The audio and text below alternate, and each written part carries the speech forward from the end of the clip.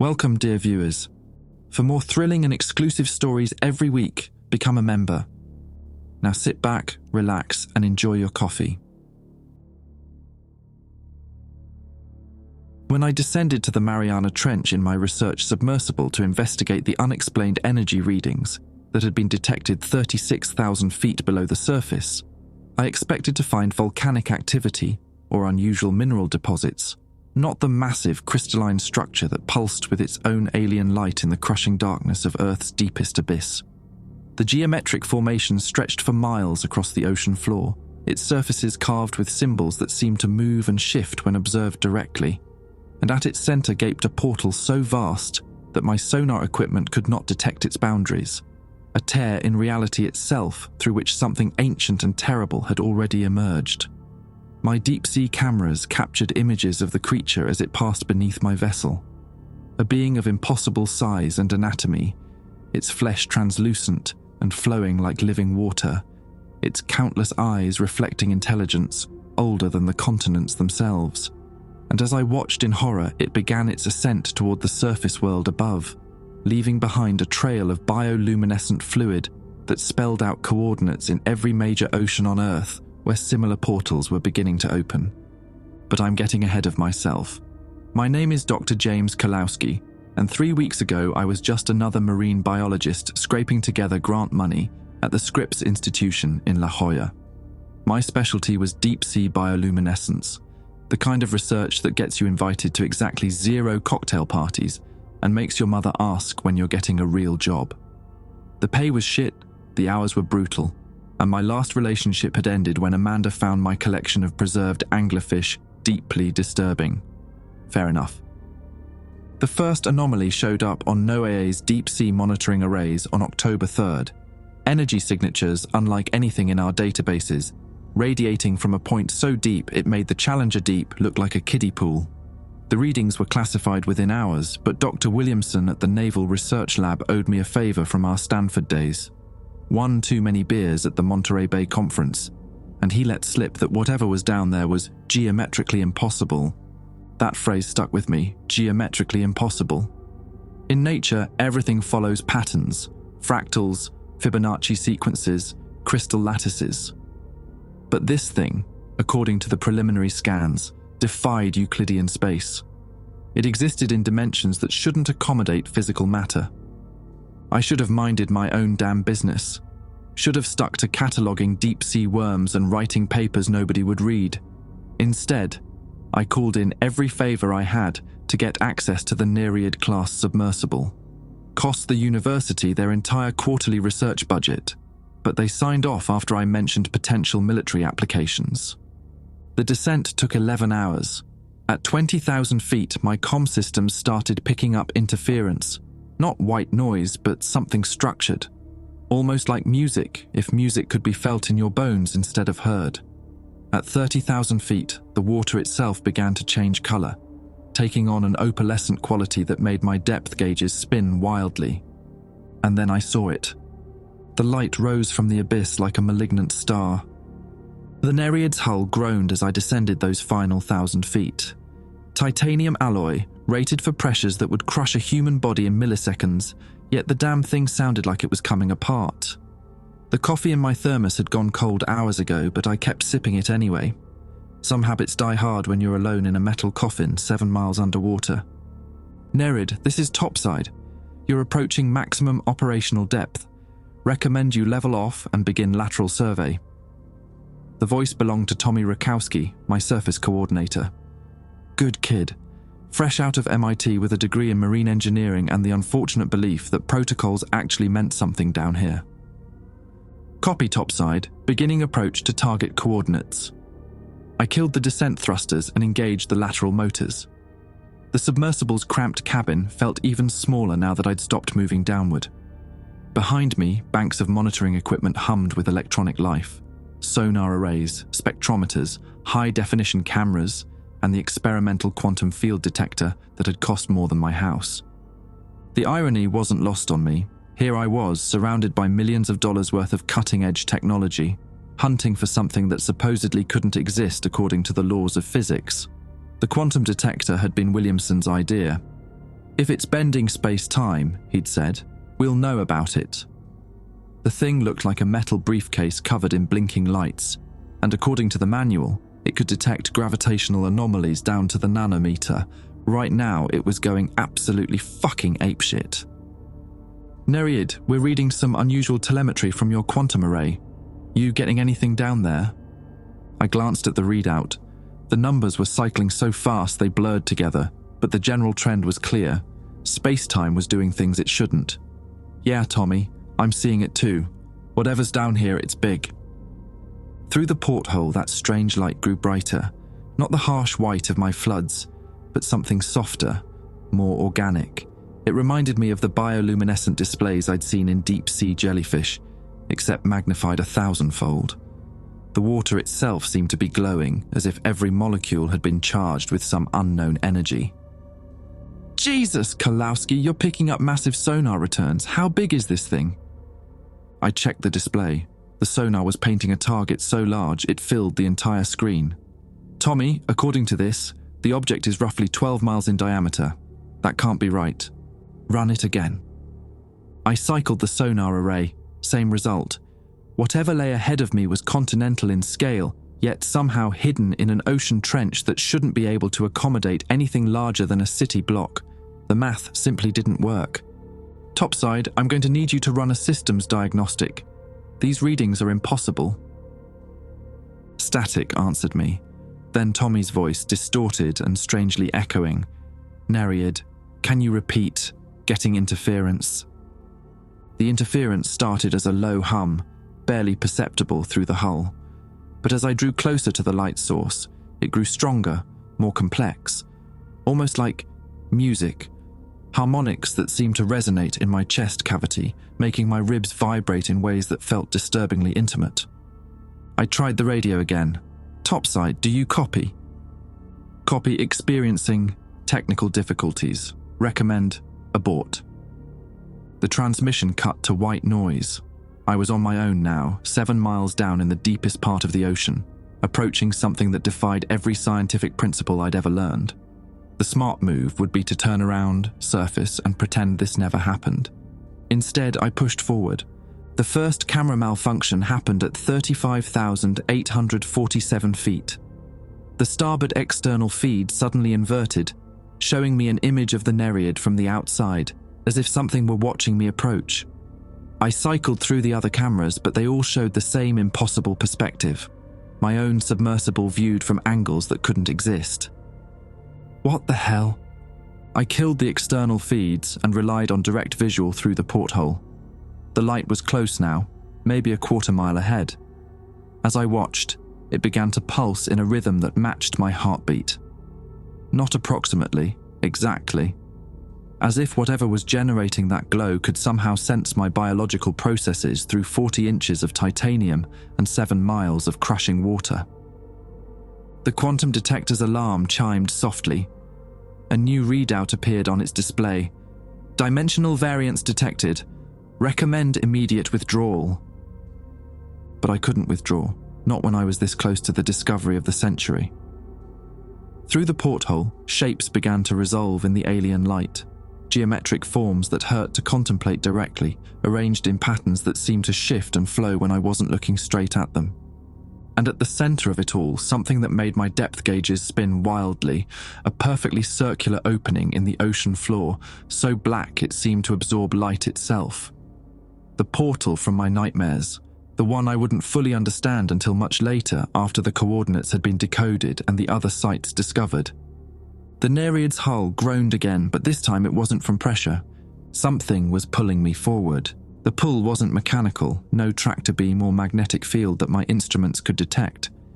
It felt biological, like being drawn into the embrace of something vast and patient. The Nereid's autopilot fought against it, thrusters firing in short bursts to maintain position, but whatever force emanated from that circular darkness grew stronger with each passing minute. I activated the emergency ballast release, expecting the submersible to rise. Instead, we continued drifting forward, as if the ocean itself had decided which direction was up. Well, shit, I muttered, checking the ballast indicators. All systems showed normal operation. but normal had apparently left the building somewhere around 30,000 feet. I switched to manual control and felt the joystick respond sluggishly, like trying to steer through molasses. The light source resolved into distinct sections as I approached. To port, a series of crystalline spires jutted from the seafloor, each one roughly the size of the Empire State Building. They were translucent, filled with swirling luminescence that moved in slow, hypnotic patterns. The geology was all wrong. No volcanic activity could create formations this regular, this deliberately architectural. I maneuvered the Nereid closer to the nearest spire and activated the manipulator arm to take a sample. The titanium cutting tool made contact with the crystal surface and stopped.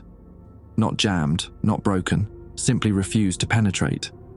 The material absorbed the mechanical force like a sponge absorbing water. "Interesting," I said to the empty cabin. My voice sounded strange in the confined space, echoing in ways that suggested the acoustics had changed. "What the hell are you made of?"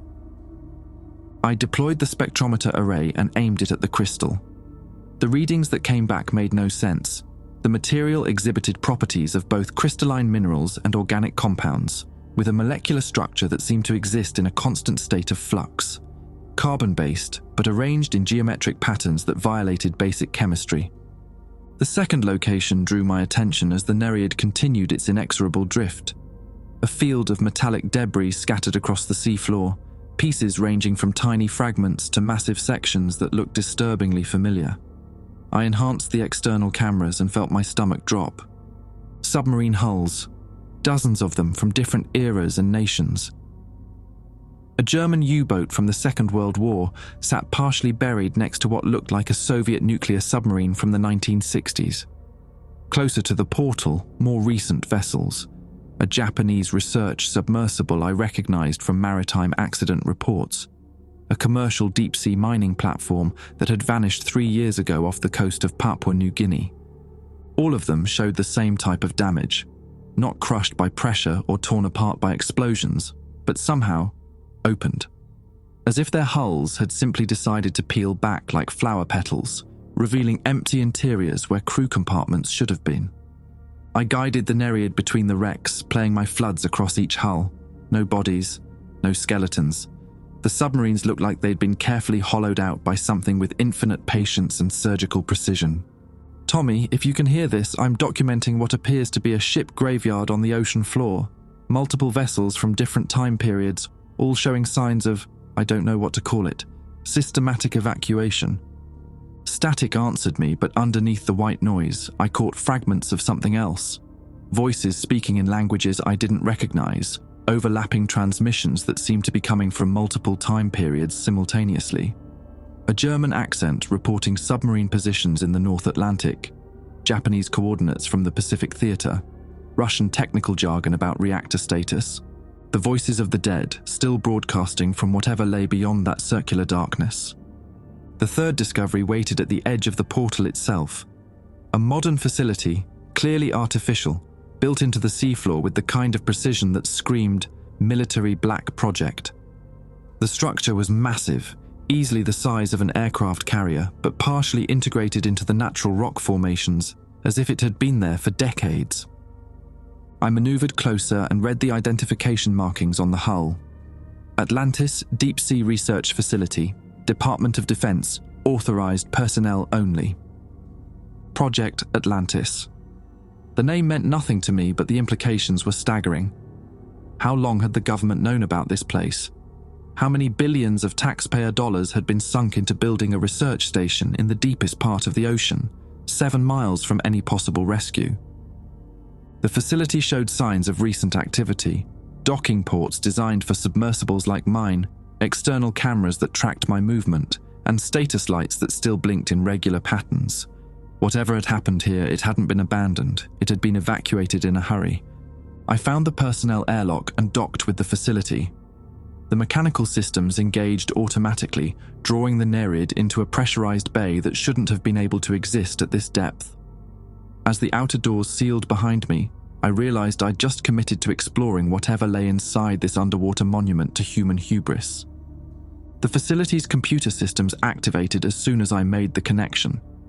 Data streamed across my displays, personnel records, research logs, experimental parameters for something called Dimensional Gateway Protocol.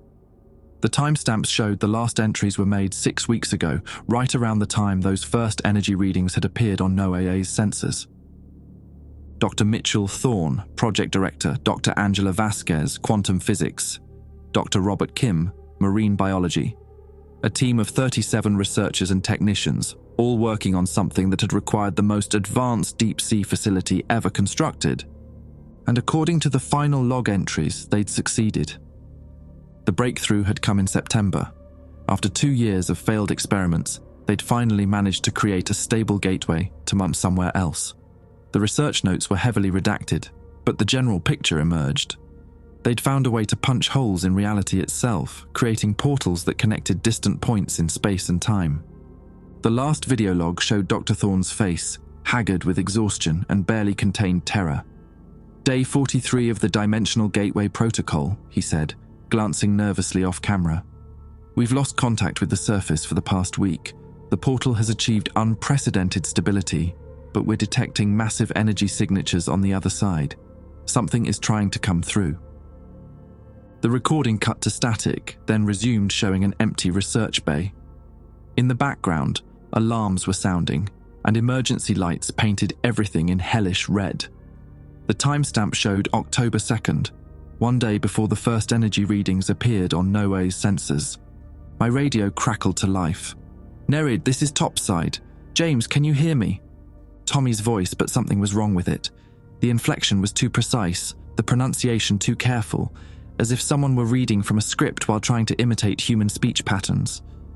"Tommy, Jesus, where have you been? I've been trying to reach you for hours." "James, you need to return to the surface immediately. We're detecting massive seismic activity in your area. The entire trench is becoming unstable." I checked my seismic monitors. They showed normal background readings, the same gentle vibrations that had been present throughout the descent. Either my equipment was malfunctioning, or whatever was speaking to me wasn't actually Tommy Rakowski. "Negative, Topside. My readings show normal seismic activity. I'm going to continue the investigation." Silence stretched for nearly a minute. When the voice returned, it carried an undertone that made my skin crawl. "James, you will return to the surface. This is not a request." I switched off the radio and stared at the portal. Something vast moved in its depths, too large and too alien for my mind to properly process. The thing I'd glimpsed during my descent, the creature with translucent flesh and ancient eyes, was returning.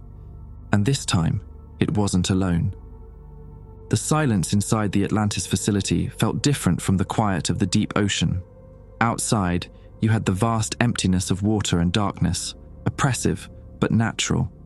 Inside this place, the silence had weight to it, like walking through a cathedral where something sacred had been murdered. I sealed the Nereid's airlock behind me and stepped into the docking bay. Emergency lighting cast everything in amber shadows, and the air tasted metallic with an undertone that reminded me of ozone after lightning strikes. My depth suit's atmospheric sensors showed normal pressure and oxygen levels, but something about breathing this air made my lungs itch. "Hello?" My voice echoed off the curved walls.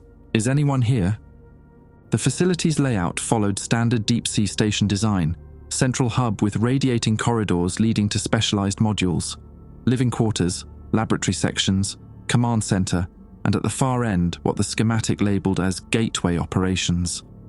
The corridor floors were marked with painted lines, yellow for general access, red for restricted areas, and a peculiar silver line that led directly to the gateway chamber.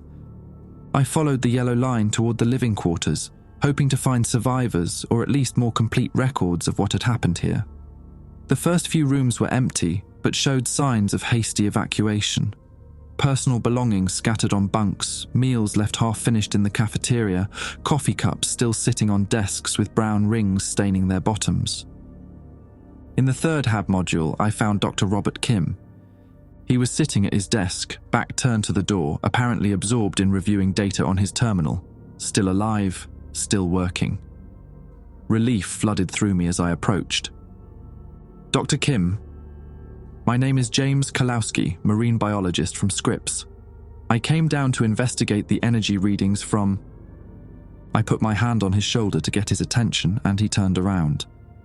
What had been Dr. Kim's face was now a translucent membrane stretched over an internal framework that pulsed with the same bioluminescent patterns I'd seen in the portal.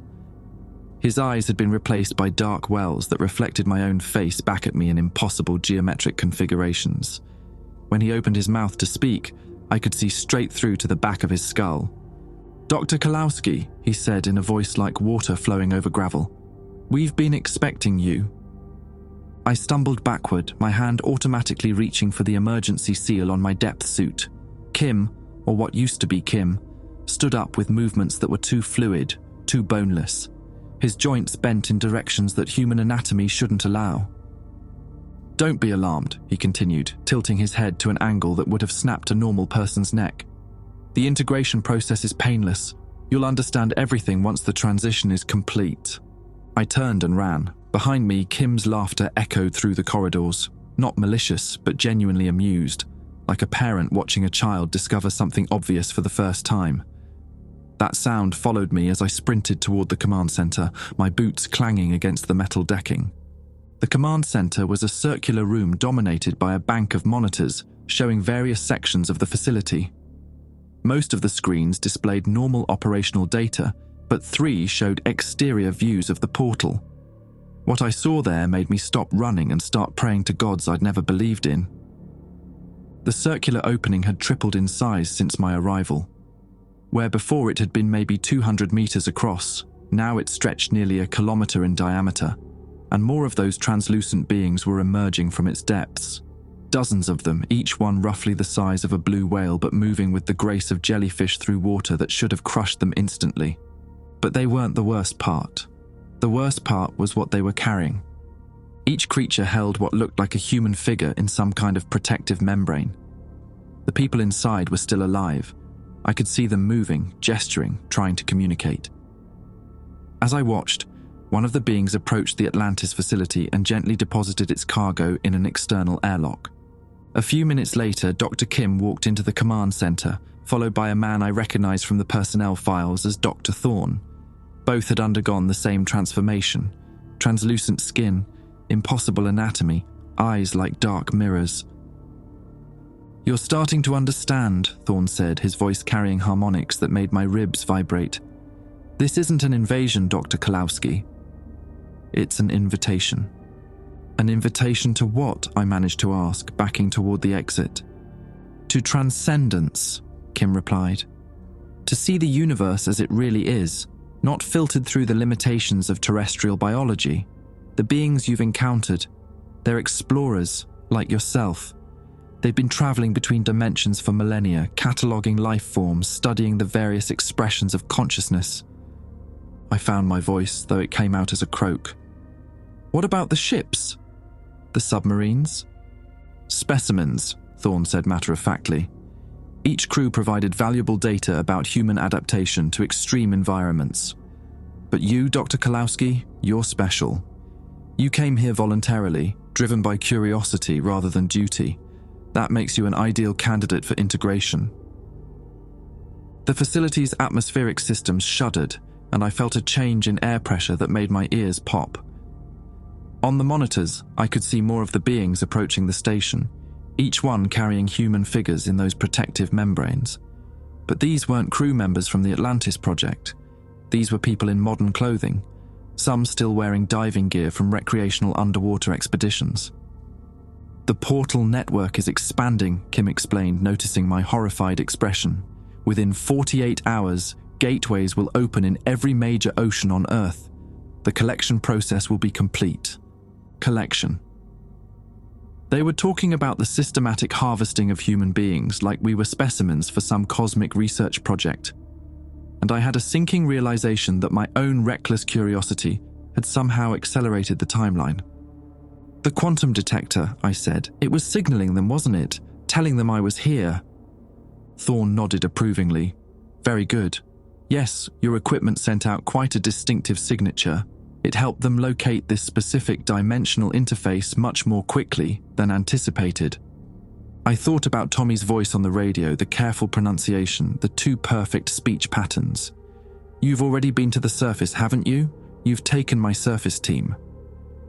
"Tommy Rakowski was most cooperative," Kim said. "His knowledge of your mission parameters was quite helpful in ensuring your continued descent. He's comfortable now, learning about stellar cartography from beings whose ancestors mapped galaxies before your species discovered fire." The weight of my own stupidity hit me like a physical blow. Every choice I'd made, every protocol I'd violated, every safety measure I'd ignored in pursuit of scientific glory, all of it had led to this moment. I wasn't an explorer making the discovery of the century. I was bait that had inadvertently helped lure humanity into a trap we could never escape. The facility's hull began to vibrate with a deep, resonant frequency that I could feel in my bones. Through the porthole, I watched as more portals opened across the ocean floor, each one disgorging creatures that rose toward the surface with purposeful intent. "The integration process begins with understanding," Thorne said, approaching me with movements that no longer resembled human locomotion. "Then acceptance, then transformation. You'll find it quite liberating, actually. All those questions that have driven your research, you'll finally have answers." I backed toward the corridor, my hand finding the emergency lockdown controls. If I could seal the command center, maybe I could buy myself enough time to get back to the Nereid, to warn someone, to... The controls didn't respond. The facility's systems were no longer under human control. "Dr. Kalowski," Kim said gently, "there's nowhere to run. The surface world will be contacted soon. Your species will join the collective consciousness of thousands of worlds.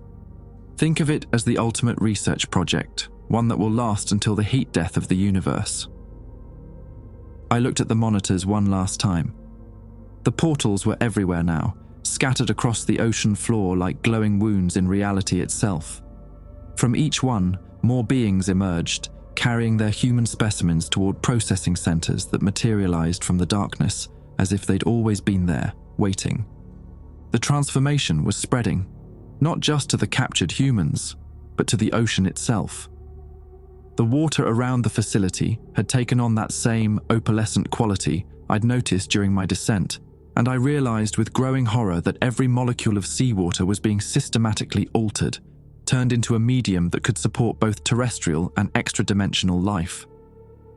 "Welcome to the next stage of evolution," Thorne said, as translucent tendrils began emerging from the walls around me. My last coherent thought as the integration process began was that I'd finally found the answer to the question that had driven my entire career. We were not alone in the universe. We never had been, and now we never would be again. I woke up thinking about fish. Not the mundane kind I'd spent my career studying, but something vast and predatory that existed in spaces between spaces, feeding on entire dimensions before moving to the next course. The thought felt foreign in my mind, like someone else's memory accidentally downloaded into my brain. I was lying on a medical table in the facility's infirmary, my depth suit removed, electrodes attached to various parts of my body. The transformation process had stopped partway through. My skin still looked human, though it had taken on a faint luminescent quality in the dark. When I flexed my fingers, I could see through them just enough to make out the bones underneath. "You're resisting the integration more than most," said a voice from the shadows. Dr. Kim stepped into the light, his own transformation complete. "It's actually quite remarkable. Most subjects achieve full conversion within 6 hours."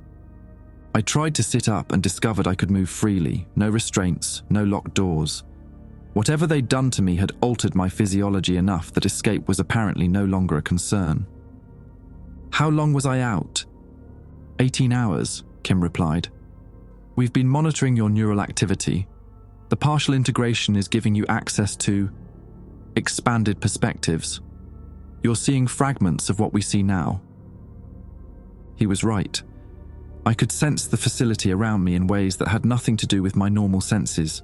The electromagnetic fields generated by the equipment, the subtle vibrations in the hull, the emotional resonance of other transformed humans scattered throughout the complex. It was like having synesthesia, but for concepts that didn't have names in English. "The fish," I said. I keep thinking about something that eats dimensions. Kim's expression, what passed for expression on his transformed features, shifted to something like alarm. You shouldn't be accessing those memory clusters yet. That information isn't meant for partially integrated subjects. But I am accessing them. I swung my legs off the table and stood up. My balance felt different, as if gravity had become optional. There's something out there, isn't there? Something that makes your interdimensional explorers look like minnows. Dr. Kalowski, you need to complete the integration process. Partial conversion leaves you vulnerable to what? The truth. The knowledge was flowing into my consciousness now, unstoppable as a dam burst. Your people aren't explorers, you're refugees. Kim fell silent, his dark mirror eyes reflecting my partially transformed face. In that reflection, I could see the answer to questions I hadn't known to ask. The beings that had emerged from the portals weren't invaders or scientists. They were the scattered survivors of a war that had been fought across multiple dimensions for eons. Their enemy was something that existed in the spaces between realities, a force that consumed entire universes by unraveling the mathematical constants that held them together. The Devourer, I said, the name arriving in my mind like a file being opened. It's already consumed your home dimension. That's why you're here. 47 civilizations, Kim confirmed quietly. 47 entire realities, each containing billions of worlds, trillions of sentient beings, all reduced to cosmic background radiation in the span of what you would call centuries. I understood now why the ocean was being transformed, why humans were being collected and converted. Earth wasn't being invaded, it was being fortified. The transformed humans would serve as an early warning system, their consciousness linked across dimensional barriers to detect the Devourer's approach. "But you're too late, aren't you?" I asked. "It's already here." Through the facility's hull, I could feel something immense moving through the deep ocean trenches. Not swimming, reality itself was bending around its presence, creating spatial distortions that made my partially integrated nervous system scream with warnings I couldn't quite interpret. Kim nodded grimly. "We detected its presence 3 days ago. It arrived through one of the research portals, following our dimensional signatures back to this reality. We estimate 6 weeks before it begins the unraveling process. 6 weeks for an entire universe to die." The timeline made my human mind reel, but the alien perspectives leaking into my consciousness found it almost leisurely.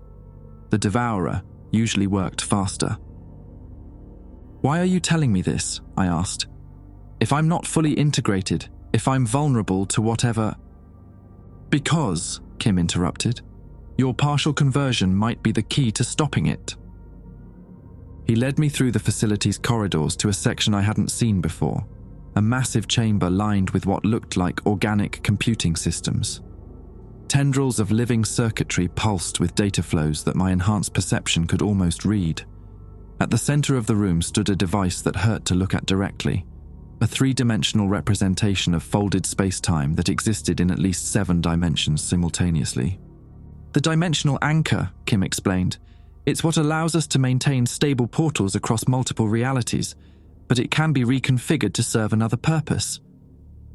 Dr. Thorne emerged from behind the device, his transformed features unreadable. "We can collapse the portal network," he said. "Sever all dimensional connections to this reality, effectively sealing Earth off from the rest of the multiverse." "That would trap the Devourer here," I realized, "but it would also trap all of you. And doom every remaining survivor from our 47 lost worlds," Thorne agreed. "But it might give this reality a chance to survive. The Devourer feeds on dimensional instability. Cut off from its food sources, it would eventually starve." The plan was insane, ethically monstrous, and probably the only option left.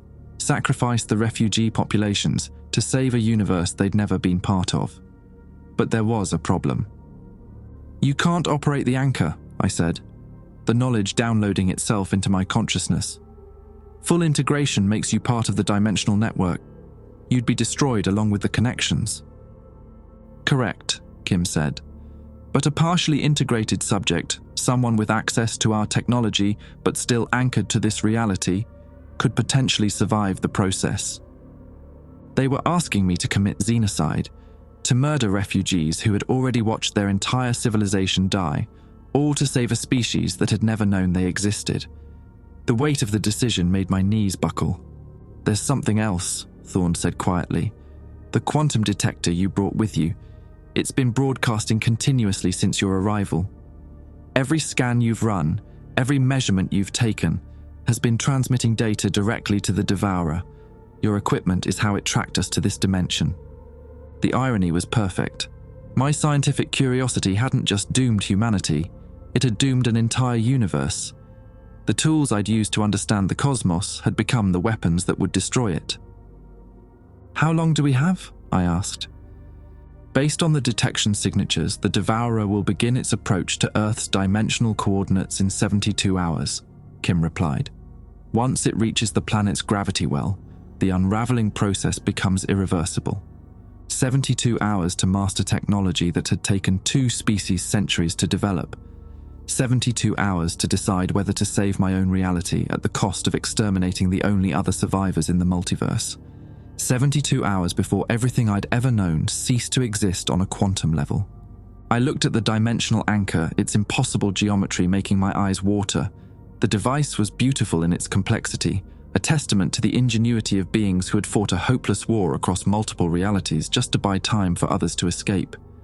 Now it was time to decide who would be saved and who would be abandoned to the dark. "Show me how it works," I said. The tutorial began immediately, information flowing directly into my enhanced nervous system. As I learned to manipulate forces that existed in dimensions my human brain couldn't visualize, I caught glimpses of what the devourer had done to other realities. Entire galaxies reduced to mathematical inconsistencies. Planets where the laws of physics had been rewritten to make matter unstable. Civilizations that had simply stopped existing, not destroyed, but edited out of reality's source code. In 72 hours, I would either save everything or watch it all unravel into nothing. The countdown had begun. Learning to operate the dimensional anchor was like trying to perform brain surgery while riding a roller coaster during an earthquake. The device responded to thought patterns that my partially human brain kept interpreting as geometric pain. Every time I attempted to interface with its controls, my nervous system fired off signals that translated roughly to, "This shouldn't exist." But I was getting the hang of it. "Remarkable adaptation rate," Thorne observed as I successfully opened a minor portal to somewhere that looked like the inside of a kaleidoscope made from crystallized time. "Most fully integrated subjects require weeks to achieve basic dimensional manipulation." "Maybe it's because I'm not fully integrated," I said, closing the portal before whatever lived in that kaleidoscope reality decided to visit ours. Less to reprogram. We'd been working for 36 hours straight. The facility's corridors now hummed with activity as the transformed research team prepared for what Kim politely called dimensional severance protocol. They spoke about the mass extinction of their refugee populations with the same clinical detachment I'd once used to discuss fish mortality rates. Professional distance as a coping mechanism. Through the facility's hull, I could feel the devourer's approach. It moved through space differently than anything I'd ever encountered, not traveling from point A to point B, but rewriting the mathematical definitions of distance until point A became point B. Reality folded around its presence like origami made from the laws of physics. 36 hours remaining, Kim announced as he entered the anchor chamber. "We're detecting massive spatial distortions throughout the local galaxy cluster. The devourer is accelerating its approach." I wiped sweat from my forehead and tasted copper. The partial integration process was continuing despite the interruption, and my blood chemistry was becoming increasingly non-human. When I breathed, I could sense electromagnetic fields, and when I concentrated, I could perceive dimensions that existed perpendicular to the normal 3. "I'm ready," I said, placing my hands on the anchor's control interface. The device felt warm, almost organic, like touching the neural cortex of some vast sleeping creature. "But I want to know something first. How many of your people are we talking about? How many refugees will die when I sever the connections?" Thorne and Kim exchanged glances. an interesting feat given that their transformed features barely qualified as faces anymore. Approximately 43 million consciousness clusters, Kim said finally, distributed across 17-dimensional refuges, each containing the combined memories and experiences of entire civilizations. 43 million souls. The number hit me like a physical blow. I'd been thinking about this in abstract terms: necessary sacrifice, greater good, survival of the species. But 43 million individual beings, each with their own memories, hopes, dreams, and terror at the approaching end of everything. There's something else, Thorne added reluctantly. The severance process will likely destroy the transformed humans as well. We're too deeply integrated into the dimensional network to survive its collapse. The people around me, Kim, Thorne, the 35 other researchers who'd been changed by their contact with interdimensional technology, they were all going to die. Not just the refugees, but every human who'd been touched by this project. "You didn't think to mention this earlier?" I asked. "Would it have changed your decision?" Kim replied. "The mathematics are clear. This reality contains approximately 8 billion human consciousnesses. 43 million plus 37 is still significantly less than 8 billion. Cold calculation, the greater good." But standing in that chamber, surrounded by people who'd accepted their own deaths to save a species that would never know they'd existed, the numbers felt less important than the faces. I activated the dimensional anchor. The initial sequence was straightforward, identifying the primary portal connections and mapping their dimensional coordinates. The device translated this information into visual patterns that my enhanced perception could interpret. A vast web of light stretching across impossible distances, connecting Earth to 17 different realities where the survivors of dead universes waited in exile. Each connection point pulsed with the life signs of millions of refugees. I could feel their presence across dimensional barriers, not just the transformed beings I'd encountered, but countless others. Scientists and artists, children and elders, entire family structures that spanned multiple species, all clinging to existence in pocket dimensions that served as lifeboats from cosmic destruction. "Beginning severance protocol," I announced, my voice echoing strangely in the chamber. The partial integration was accelerating now, triggered by my direct interface with the anchor. I could feel my human neural patterns being gradually overwritten by something more complex, more capable of processing multidimensional information.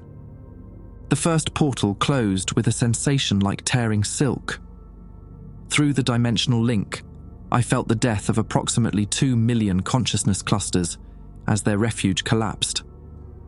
They didn't scream, the process was too fast for that, but their extinction registered as a sudden absence, like a symphony with entire instrument sections simply vanishing. "Continue," Thorne urged as I hesitated. "The devourer will detect the dimensional instability soon. We need to sever all connections before it arrives." I closed the second portal, then the third. Each severance killed millions of refugees, but I could sense the dimensional barriers strengthening around Earth. Whatever the devourer used to track its prey was being gradually blinded as the connections disappeared. That's when the betrayal began. "Dr. Kalowski," Kim said, his voice carrying harmonics that made my transformed nervous system scream warnings. "You need to stop the process." I turned to look at him and realized that his transformation had progressed far beyond what I'd seen before. His entire body had become translucent, and inside his chest cavity, something that looked like a miniature galaxy rotated slowly. When he spoke, his words came from multiple directions simultaneously. "The devourer isn't approaching randomly," he continued. "It's following the quantum broadcast signals from your detector. But those signals don't just carry location data, they carry consciousness patterns, human consciousness patterns." The implications hit me like a sledgehammer to the solar plexus. "You're saying it's not just hunting us, it's hunting us specifically. The devourer feeds on dimensional instability, but it reproduces by consuming unique consciousness configurations," Thorne explained, his own transformation accelerating. "Human neural patterns are unlike anything else in the documented multiverse. If it successfully consumes your species, it will gain the ability to replicate exponentially." I felt sick, though my altered physiology interpreted nausea as a shift in local gravitational constants. So if I sever the dimensional connections, you'll trap it here with 8 billion human consciousness patterns to feed on, Kim finished. Within days, it will have consumed enough unique neural configurations to spawn offspring. Instead of one devourer threatening the multiverse, there will be millions. The dimensional anchor's interface was still active under my hands, 7 more portal connections waiting to be severed. But now I understood the true choice I was facing. Save the refugees and doom the multiverse to infinite devourers, or sacrifice them to trap a single entity in a sealed reality where it would eventually starve. There's a third option, Thorne said, apparently reading my partially integrated thoughts. You can redirect the anchor's energy instead of severing connections, channel all dimensional pathways through a single point. What would that accomplish? It would create a dimensional cascade, Kim explained. All connected realities would collapse into a single quantum state. Everything, our refugees, your Earth, the devourer itself, would be compressed into a stable pocket dimension roughly the size of your moon. Everyone dies, but the multiverse survives. A perfect suicide pact that guarantees the devourer can't spread while preserving some fragment of the realities it would otherwise consume. Through the facility's hull, I felt something immense breach the outer atmosphere. The devourer had arrived, and space-time was already beginning to unravel at the edges of the solar system. Mars flickered out of existence for 3 seconds before reappearing in a slightly different orbit. Decide quickly, Thorne urged. The unraveling process accelerates exponentially once it begins. I stared at the dimensional anchor's controls. 3 choices, each one monstrous in its own way. Save Earth and doom the multiverse. Save the multiverse and doom Earth. Or compress everything into a dimensional prison where we could all die together in perfect equality. The facility shuddered as gravitational waves from the devourer's approach reached the ocean floor. Through my enhanced senses, I could perceive the creature itself now, not as a physical being, but as a writhing mass of mathematical contradictions that existed in the spaces between valid equations. It was beautiful in its impossibility and utterly dedicated to the systematic consumption of everything that had ever been or could ever be. My hands moved across the anchor's interface, making the choice that would determine the fate of multiple realities. In the end, the decision was easier than I'd expected. I activated the dimensional cascade. Reality screamed as 17 different universes began collapsing toward a single 0.7 miles beneath the Pacific Ocean. Through the facility's hull, I could see the ocean itself being drawn into the compression zone, water molecules stretching across dimensional barriers as they fell toward the anchor point. The devourer's approach faltered as it found itself caught in the cascade. Its mathematical contradictions began resolving into stable equations as the dimensional compression eliminated the spaces where it normally existed. Approximately 15 minutes until cascade completion, Kim announced, his voice already beginning to echo from multiple dimensions as his consciousness started merging with the collective compression. All realities will achieve stable quantum lock at that point. I felt the integration process accelerating, my human neural patterns being absorbed into something larger and more complex. But unlike the others, I retained enough individual consciousness to appreciate the irony. In my arrogance, I'd come down here to make the discovery of the century. Instead, I'd become part of the conclusion of everything. The last thing I saw through purely human eyes was the devourer itself, writhing in furious confusion as 43 million refugee consciousness patterns began merging with 8 billion human minds, creating something entirely new in the compressed space where 17 realities were learning to coexist. We were all going to die, but we were going to die as something unprecedented in the history of the multiverse. Something that might even be worth the sacrifice.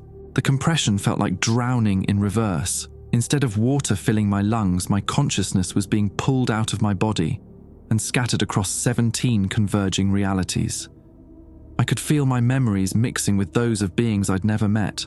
A crystal farmer from the Andorian Collective, a probability theorist from the Nexus worlds, a child who'd watched her son collapse into mathematical impossibility. But something was fighting the integration.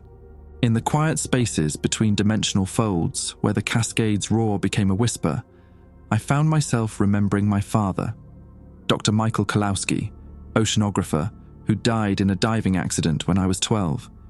He'd been exploring an underwater cave system off the coast of Monterey when his rebreather failed. They found his body 3 days later, still reaching towards something in the cave's deepest chamber. I'd spent my entire career trying to understand what he'd been reaching for. The compression is encountering resistance, Kim's voice echoed from somewhere that wasn't quite a place. His consciousness had already begun merging with the collective, but fragments of his individual identity remained accessible. Something in the human neural pattern is incompatible with full integration. The dimensional anchor continued its work, drawing reality into an ever smaller space, but the process was becoming unstable. Through my enhanced perception, I could see gaps forming in the compression matrix, places where the mathematics simply refused to resolve. Human consciousness, it seemed, was too chaotic to compress cleanly. That's when I heard her voice. James, can you hear me? Amanda, my ex-girlfriend, the one who'd found my research deeply disturbing. But her voice was coming from the facility's communication array, which shouldn't have been receiving any transmissions from the surface during dimensional compression. Amanda, how are you? I'm in the lab at Scripps. Her voice crackled through the speakers. James, something's happening to the ocean. The water is changing, becoming luminescent, and there are things moving in it. The compression was affecting Earth's surface. Of course it was. As 17 realities collapsed toward a single point, the boundaries between dimensions were becoming permeable. Surface reality was bleeding through into the compressed space, and vice versa. Amanda, you need to get away from the ocean. Get inland as far as you can. I can't, James. I need to tell you something about your father. The words hit me like a depth charge. What about my father? He didn't die in an accident. He found something in that cave, something that the government classified immediately. I've been going through his research notes, the ones they didn't confiscate. James, he was investigating dimensional anomalies 20 years before Project Atlantis ever existed. Through the static, I could hear the sound of papers rustling, equipment beeping, and underneath it all, something that sounded like whales singing in frequencies that human ears shouldn't be able to detect. The cave system he was exploring, Amanda continued, it was a natural dimensional interface, a place where reality was thin enough for other things to pass through. His last log entry mentions contact with entities from the deep mathematics. James, I think your father met the same beings you've encountered. The dimensional anchor shuddered as another reality collapsed into the compression matrix, but something was wrong with the process. Instead of smooth integration, the newly compressed dimension was fighting back, creating resonance patterns that threatened to tear the entire structure apart. The compression is destabilizing, Thorne announced, his voice coming from multiple dimensional coordinates simultaneously. Human consciousness patterns are creating recursive loops in the integration matrix. The cascade will fail within 6 minutes. If the cascade failed, the dimensional barriers would snap back like rubber bands, launching 17 realities away from each other with enough force to tear holes in the fundamental structure of space-time. The devourer would be freed, armed with enough dimensional chaos to spawn 1 million offspring. There's another option, Amanda's voice said through the speakers. Your father's notes mention something called a consciousness anchor, a way to use human neural patterns as a stabilizing force instead of a disruptive one. I accessed the dimensional anchor's deeper functions, searching for anything that matched Amanda's description.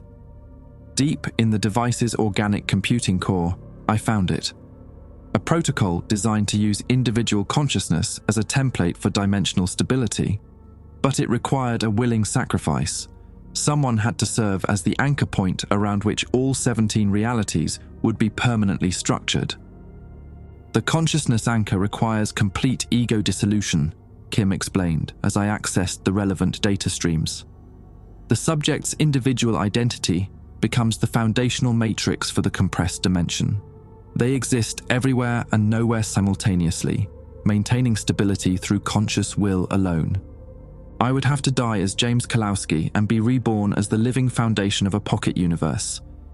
Every thought, every memory, every aspect of my personality would be stretched across 17 realities, holding them together through pure force of consciousness. James, Amanda's voice carried a note of urgency. Whatever you're going to do, you need to do it now. The luminescence is spreading.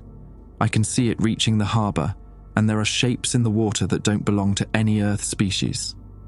The compression's effects were accelerating. Earth's reality was being pulled into the cascade whether I stabilized it or not. The only choice was between controlled integration and chaotic collapse. I placed my hands on the consciousness anchor interface and felt the device scan my neural patterns.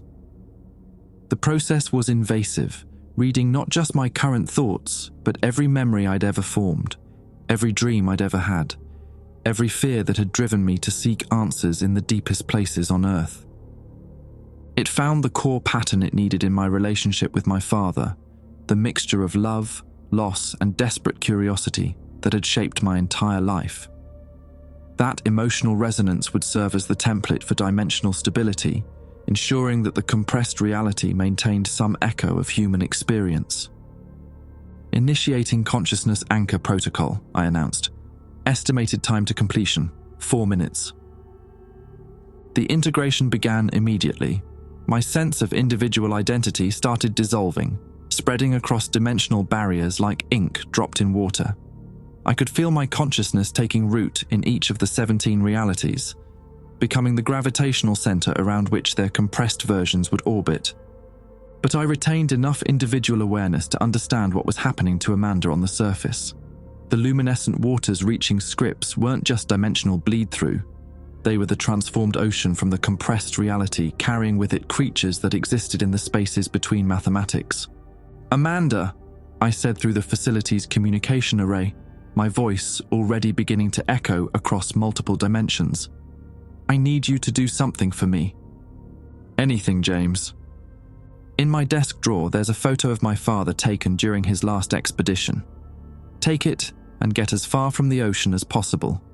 When this is over, you'll be one of the few people who remembers what really happened down here.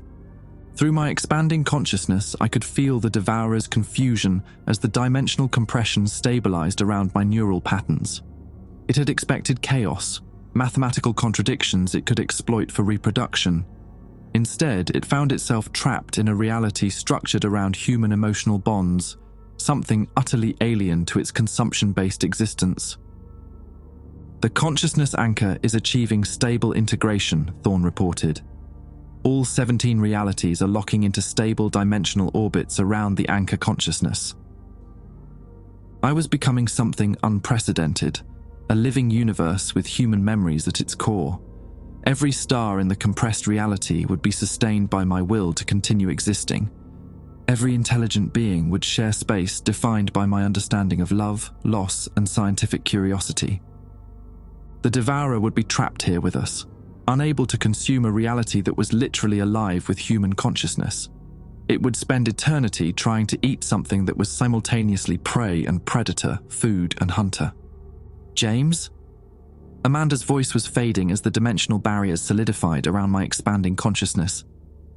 "I can see lights in the sky, patterns that look almost like neural networks. Is that you?" "In a way," I replied, my voice now coming from the aurora borealis, from the resonance of tectonic plates, from the magnetic field that protected Earth from cosmic radiation. "I'm going to be everywhere and nowhere, but I'll be watching." The final integration completed as my human identity dissolved completely into the consciousness anchor. James Kalowski ceased to exist as an individual, but his neural patterns became the fundamental structure of a pocket universe containing 17 civilizations, 8 billion humans, 43 million refugees, and one very confused cosmic predator. In my last moment of individual thought, I understood what my father had been reaching for in that underwater cave, the same answer I'd found 7 miles beneath the Pacific Ocean. We were never alone in the universe, but now we never would be again. And this time, that was exactly as it should be. The countdown had ended. The dimensional cascade was complete. 17 realities existed now as one, held together by the ghost of a marine biologist who'd wanted nothing more than to understand the deep places of the world. The consciousness anchor hummed with stable energy, and in its resonance, something like laughter echoed across dimensional boundaries. Not malicious, not triumphant, but simply amused by the elegant solution that human curiosity had accidentally discovered. We had become our own answer to the darkness between the stars. The dissolution felt like watching my own autopsy from the inside. Layer by layer, the consciousness anchor peeled away everything that had made me James Kalowski. First went my surface memories, childhood summers at Lake Tahoe, my first glimpse of bioluminescent plankton through a microscope, the taste of coffee during all-night research sessions. Then deeper patterns. My tendency to overthink simple problems, the way I pronounced certain words with traces of my father's Massachusetts accent, the muscle memory of operating deep-sea equipment. But the anchor didn't simply erase these patterns, it distributed them across 17 realities as structural elements. My memory of Amanda's laugh became the harmonic frequency that kept the Andorian crystal farm stable. My father's research notes transformed into the mathematical constants that governed physics in the refugee dimensions. Every human experience I'd ever had was being repurposed as the blueprint for a new kind of existence. Consciousness integration at 60%. Kim's voice echoed from somewhere that existed between dimensions. The anchor matrix is accepting human neural patterns more efficiently than our models predicted. Through my expanding awareness, I could sense the other inhabitants of our compressed reality adapting to their new circumstances.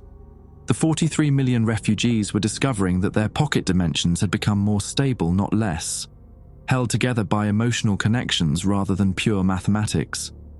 Human consciousness, it turned out, was an excellent adhesive for keeping impossible things in their proper places. 8 billion humans on the surface were experiencing what would later be classified as the Aurora event, a period of roughly 6 hours when the sky filled with lights that resembled neural networks, and every person on Earth reported dreams about swimming through space between stars. Most would dismiss it as mass hallucination caused by unusual solar activity. They wouldn't be entirely wrong. The devourer was less adaptable. I could feel it thrashing in the compressed space, trying to find something it could consume, but everything around it was alive with consciousness. The mathematical contradictions it fed on had been resolved by human irrationality. The same chaotic thinking patterns that had destabilized the compression were now the glue holding everything together. Integration at 85%, Thorne announced. The devourer is showing signs of dimensional starvation. Its consumption mechanisms are incompatible with consciousness-structured reality. The creature was dying, slowly and inevitably, not from any weapon or trap, but from simple incompatibility. It was a predator evolved to hunt in empty spaces between realities, and we'd filled those spaces with something it couldn't digest: hope, memory, love, and the stubborn human refusal to accept that some problems don't have solutions.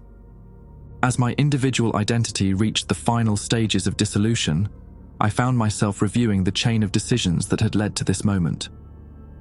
Every choice I'd made, from pursuing marine biology despite my mother's practical concerns, to violating safety protocols in pursuit of discovery, to activating a dimensional cascade that compressed 17 universes, had been driven by the same core motivation: the need to understand what lay beyond the known. Now I was about to become the answer to that question. "Final integration commencing," Kim announced, though his voice was becoming harder to distinguish from the general hum of conscious energy that filled our pocket reality.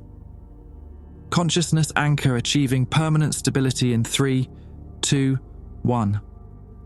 The last piece of James Kalowski dissolved into the foundation of a universe. What remained was something that had never existed before. A living reality where every star burned with human curiosity, where every planet's orbit was maintained by the gravitational pull of memory, where the fundamental forces that held atoms together were powered by emotional connections across 17 different versions of consciousness. I was everywhere and nowhere, everyone and no one. When refugees in the crystal farms of Andoria looked up at their artificial sky, they saw patterns that reminded them of home. When humans on Earth's surface watched the aurora, they felt connected to something vast and benevolent. When the former research team moved through the transformed Atlantis facility, they found that their integrated consciousness still carried echoes of individual personality, Kim's methodical precision, Thorne's theoretical brilliance, all the quirks and flaws that had made them human. The Devourer's death throes created ripples through our compressed space, but instead of destabilizing the structure, they were absorbed and transformed into new forms of beauty.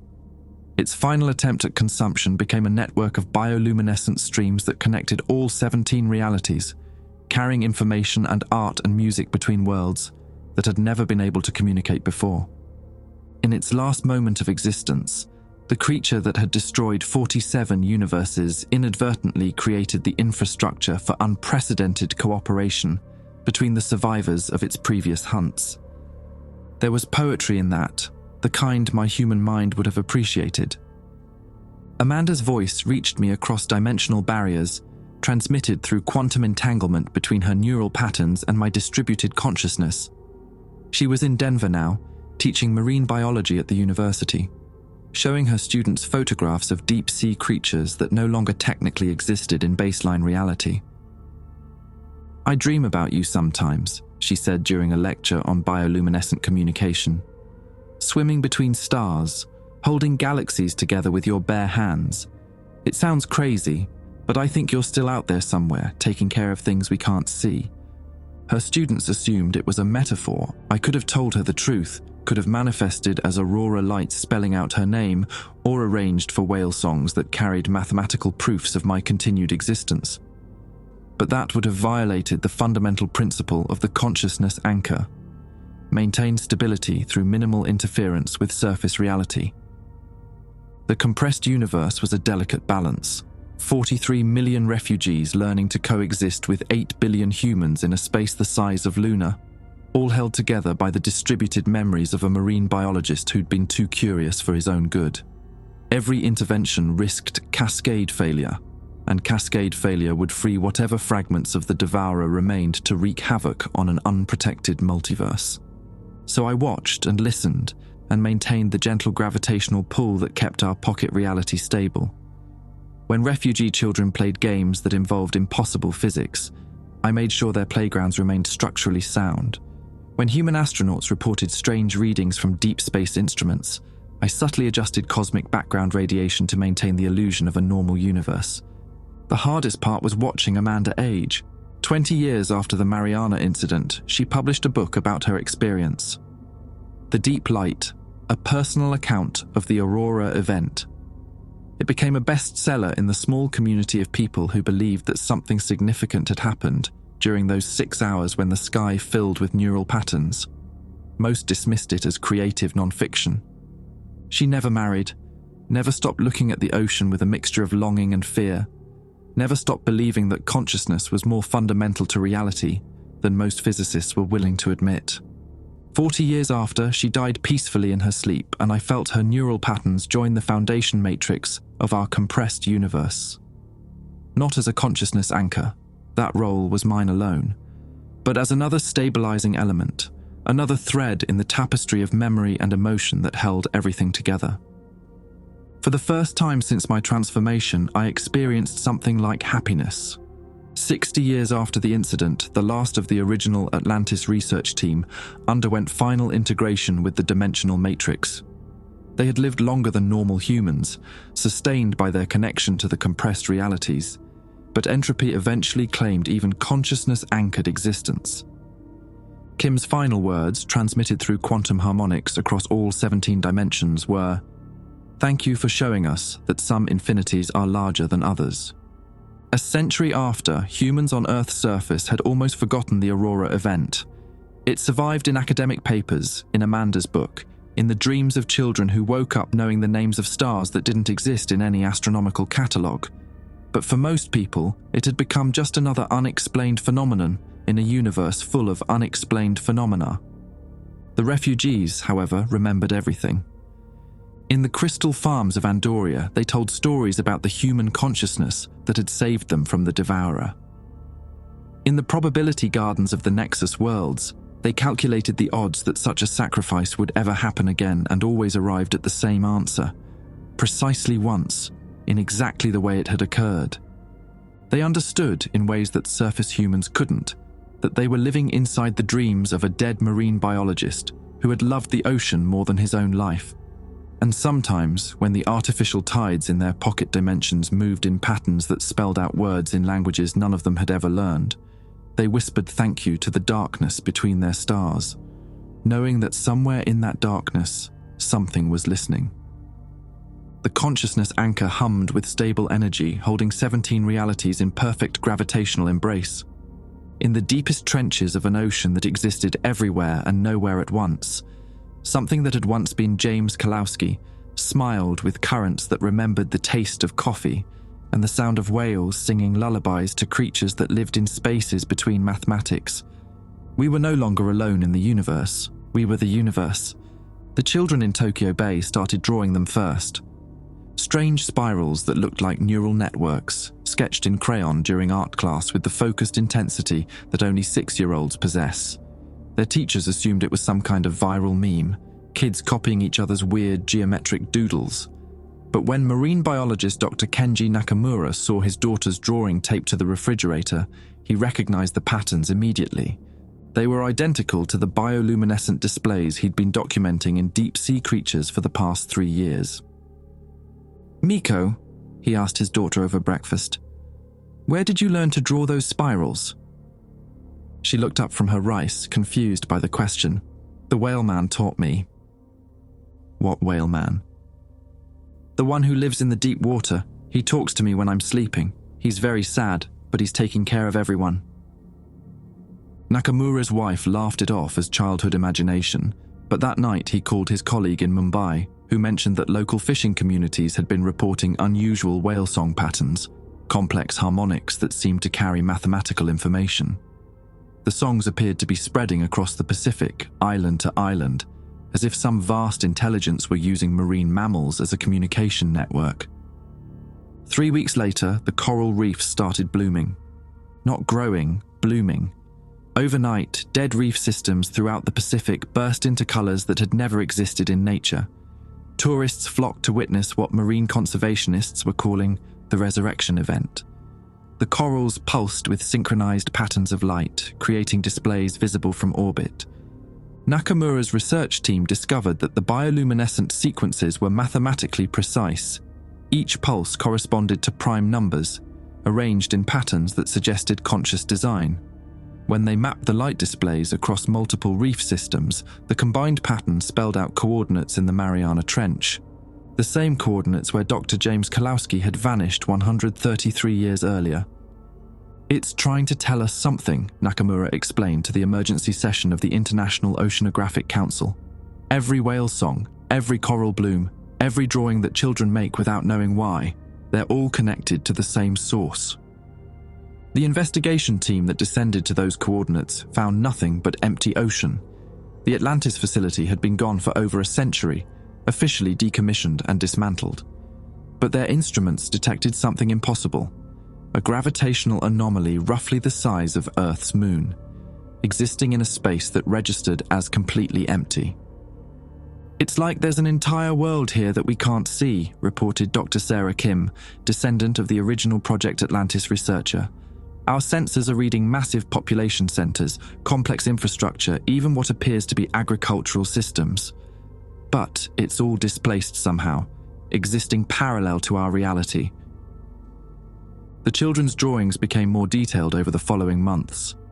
Miko Nakamura sketched underwater cities populated by translucent beings who moved like living water. Her classmates drew star maps that showed constellations from 17 different night skies. When child psychologists tested the drawings against astronomical databases, they found perfect matches to galaxies that existed only in theoretical physics papers. The whale songs grew louder, more insistent. Marine mammals began gathering in unprecedented numbers around the Mariana Trench, their calls harmonizing into something that sounded almost like music, almost like a lullaby. On the anniversary of the Aurora event, now celebrated worldwide as Deep Light Day, Nakamura's daughter woke up with tears on her face. "The whale man says goodbye," she whispered. "He has to sleep now, but he'll keep the lights on for everyone who's afraid of the dark." The bioluminescent displays faded that night, returning the ocean to normal patterns. The whale songs returned to their traditional frequencies. Children stopped drawing spirals and went back to stick figures and rainbow houses. But sometimes, on moonless nights when the ocean runs deep and dark, fishermen still report seeing lights in the water that move with purpose, spelling out words in languages that sound like love songs written in mathematics. The deep remembers everything, and everything remembers the deep.